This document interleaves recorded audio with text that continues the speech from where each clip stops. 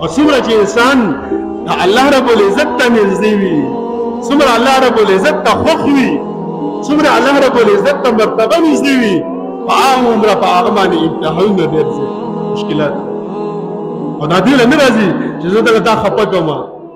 اکثر بیماران ناشي بیماران یو سړی قرضدار چې په قرض کې ګیر شي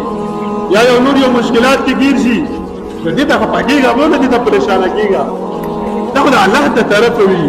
او الله رب العزت په تا ګوري چې دا زما بنده څومره صبر کوي او څومره په ما بیمارۍ او پر تکلیف باندې باندې شکر ادا کوي، څومره چې تا صبر وکړو او څومره دې په دې باندې شکر ویستو هغومره به الله رب العزت تعالی عزت درکړي او مرتبه درکړي. دا الله ګوره ټول نږدې الله رب العزت ته نږدې خلک چې دا پیغمبران او بیا پسې لاندې خلک دي نو چې څومره الله ته نږدې پیغمبران دي هغومره امتحانات هم سخت دي. بیا چې لاندې څومره نور خلک دي ثم الامثل فالامثل، بیا پسې لاندې څومره نږدې الله ته نږدې خلک دي هغومره امتحانات هم په هغوی باندې سخت. عام کس باندې الله امتحان نه راولي چې هغه به لمونځ او اودس هم نه کوي او ټول به د الله نافرماني کوي او په یو شي کې به ګیر شي نو دا د الله له طرفه ده، دا الله طرف الله ته نیولی ته د الله شکر نه ادا کوې، ته الله ته سجده نه لګې، دا ته باندې عذاب دی، دا ته باندې تکلیف دی. همون مصیبتونه دا سیلابونه راځي دا زلزلې راځي دا د الله له طرفه دي، ټیک د الله له طرفه دي خو ته الله نیولی. مجموعین موږ څومره ګناهونو کې لګي، زنا څومره عامه ده،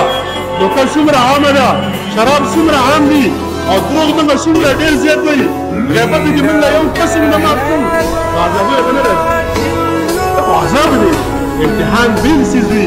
امتحان باندې الله رب العزت ستا مرتبې کوي، ورځ ورځ کته روان دي،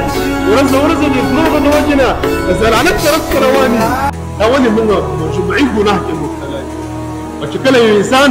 یو قوم یو خلک اجتماعي ګناه کې مبتلا شي بیا الله رب العزت په هغوی عذاب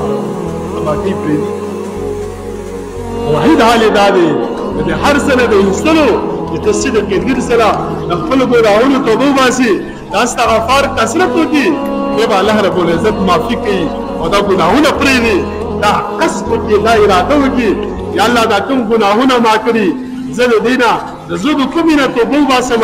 او دا قصد کومه چې دا ګناهونه به بالکل مه کوم. ګوره الله رب العزت نظام څنګه بدل